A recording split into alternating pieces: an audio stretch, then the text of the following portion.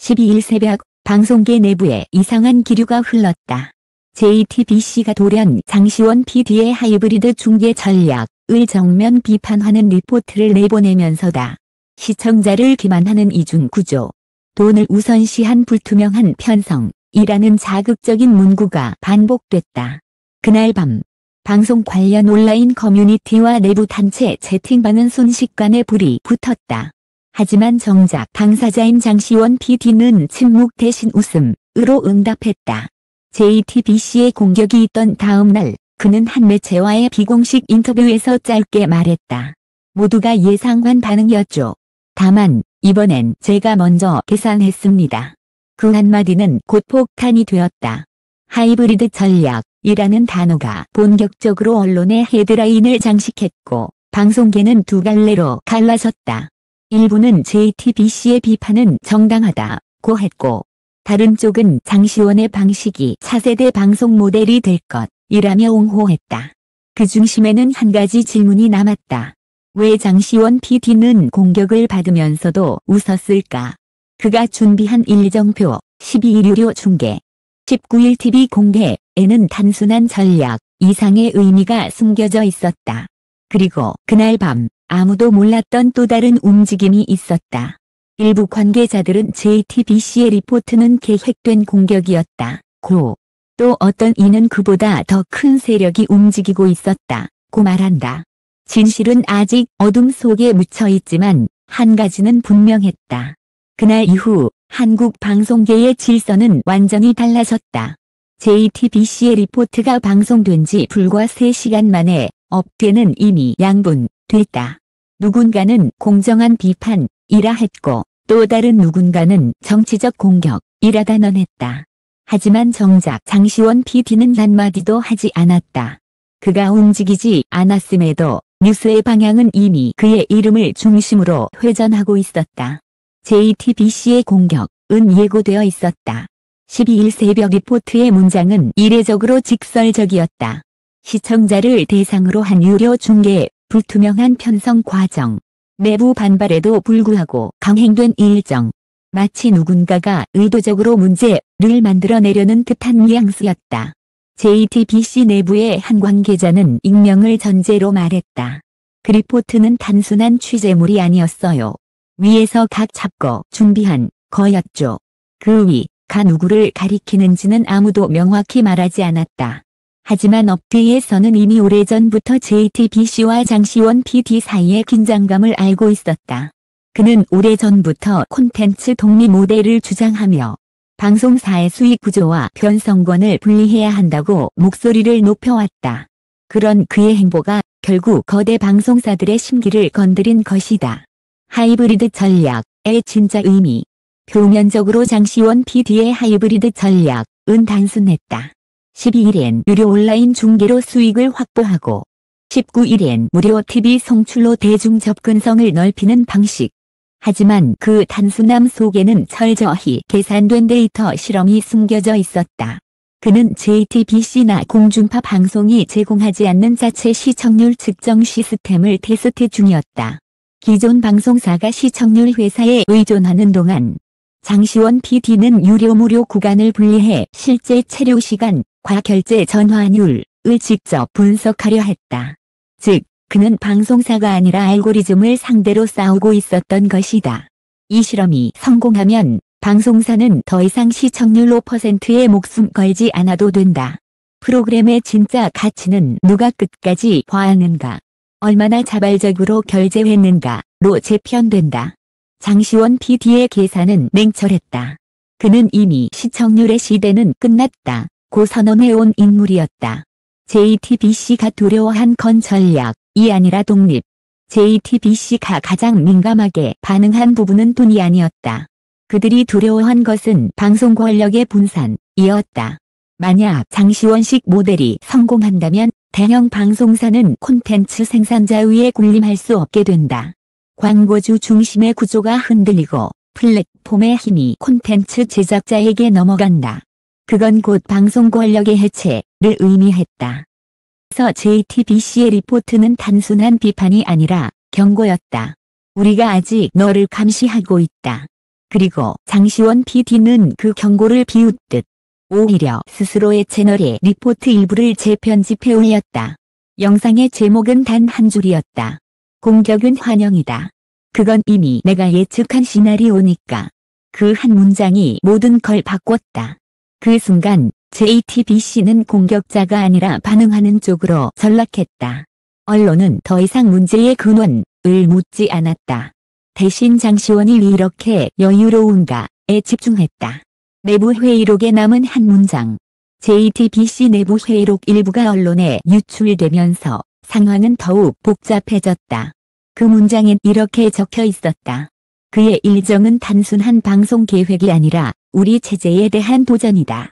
그 한 줄은 곧 업계의 화두가 되었다. JTBC가 말하는 체제가 단지 방송 편성권을 의미한 것인지 아니면 더 넓은 권력 구조, 정치와 자본, 언론의 연결망을 가리킨 것인지 해석은 분분했다.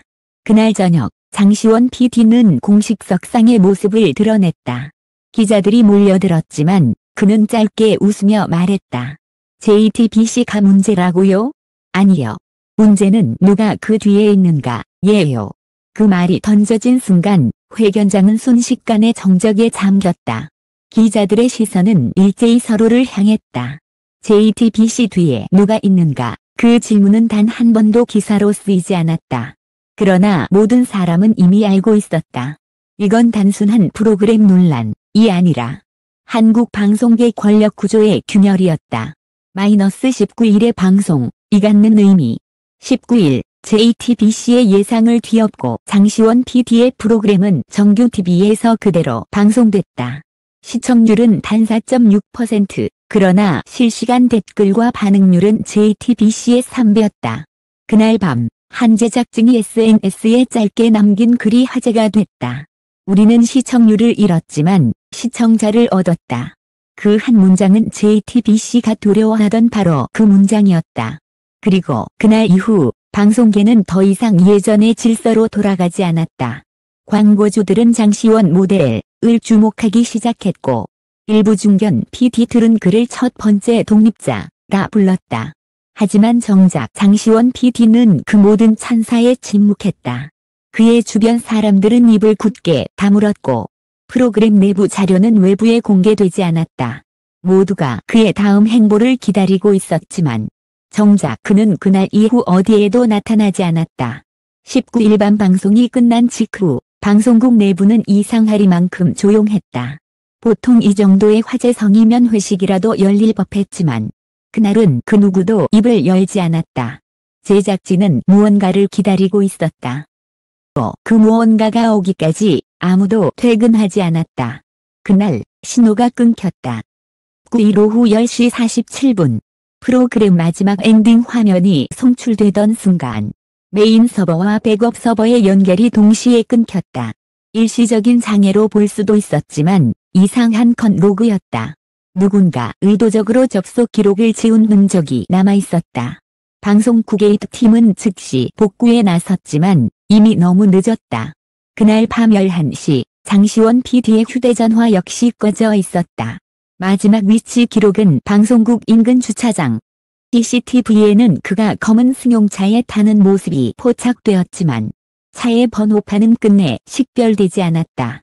그가 떠난 이후 프로그램 관련 모든 내부 문서, 편성안, 시청 데이터, 하이브리드 실험 자료, 가 통째로 삭제됐다.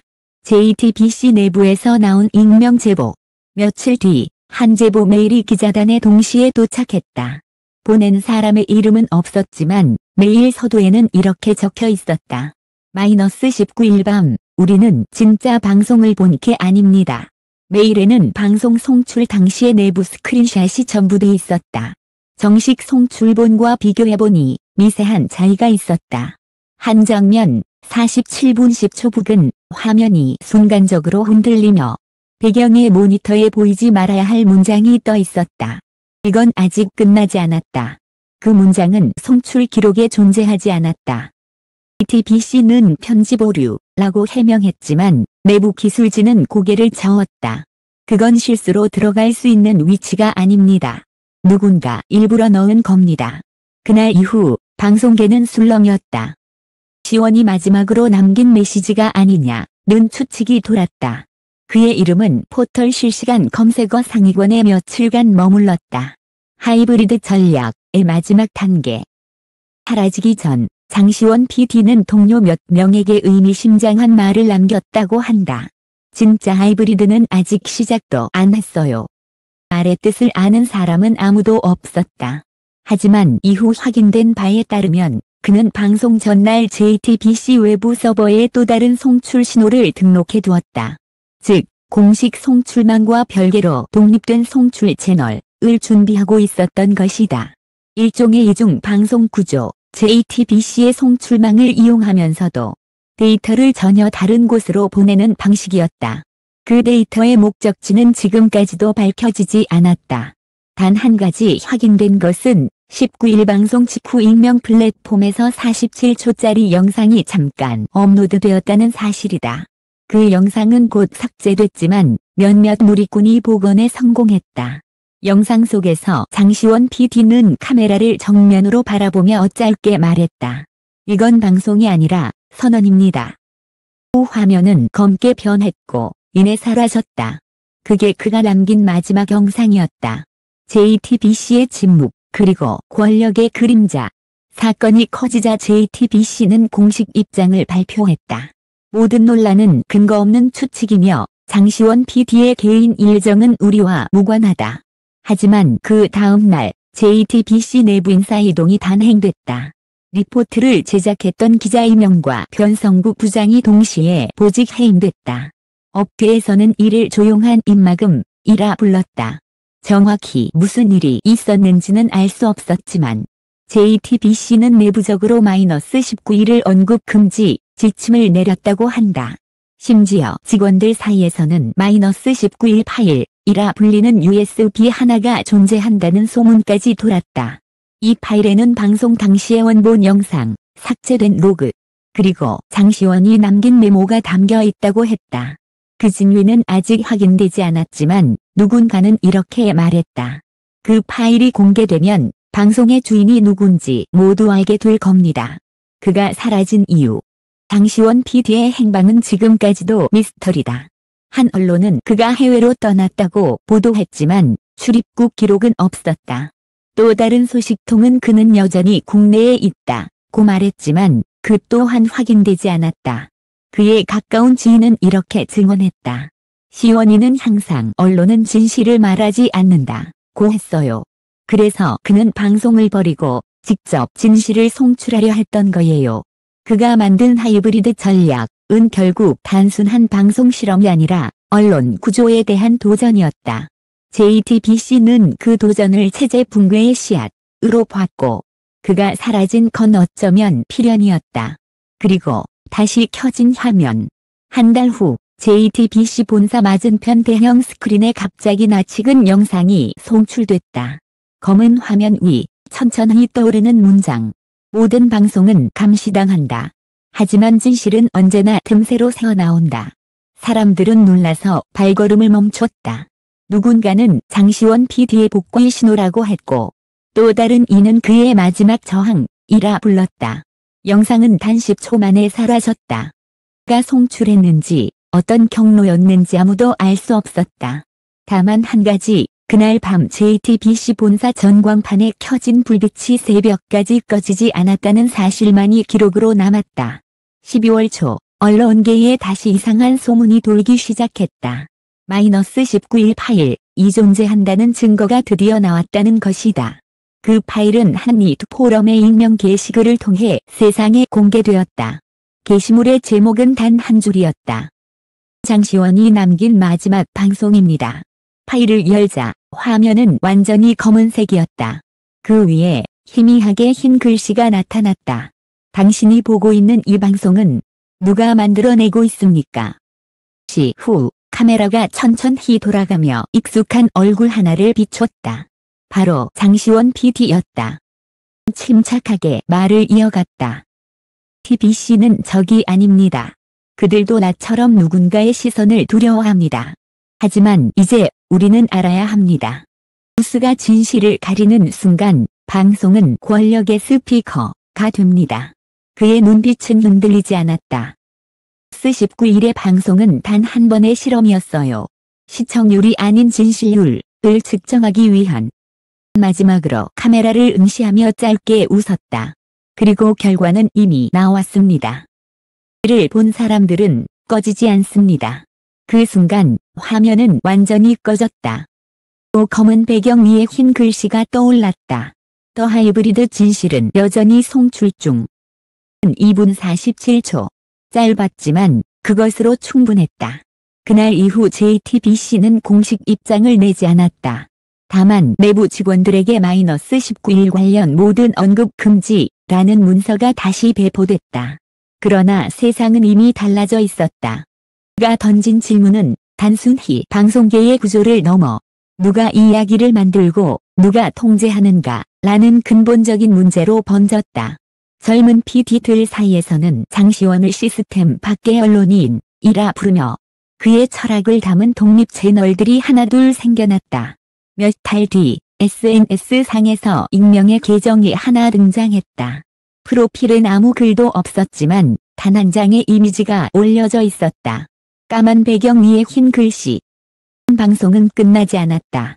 누군가는 그것이 장시원의 귀환 신호라고 믿었고 또 누군가는 그저 누군가의 모방이라 치부했다. 하지만 확실한 건 하나였다. 이름은 사라졌지만 그가 던진 질문은 여전히 살아있다는 것. 기자의 말. 기사는 단지 한 PD의 행방을 추적한 기록이 아니다. 그것은 우리 모두가 외면해온 질문. 진실은 누가 송출하는가에 대한 이야기다.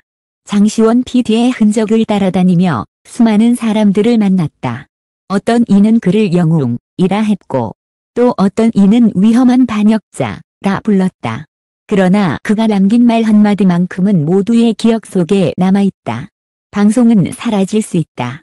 하지만 이야기의 주인은 언제나 시청자다. 그의 마지막 영상은 이제 삭제되었지만 그의 목소리는 여전히 인터넷의 어딘가에서 미세한 파장으로 남아있다. 그 파장을 들은 사람들은 말한다. 방송은 끝나지 않았다. 감사의 말. 이 기사를 읽어주신 모든 분들께 진심으로 감사드립니다. 이 이야기는 한 명의 PD를 넘어 진실을 만들어내는 권력에 대한 기록입니다. 읽는 동안 느낀 불편함, 궁금함, 혹은 묘한 전율이 있었다면 그건 아마도 장시원 PD가 원하던 하이브리드 반응일지도 모릅니다. 당신이 보고 듣는 모든 것의 뒤에는 나 또 다른 누군가의 의도된 편집이 있습니다. 그 진실을 잊지 않는 한 방송은 그리고 진실은 결코 꺼지지 않을 것입니다. 감사합니다.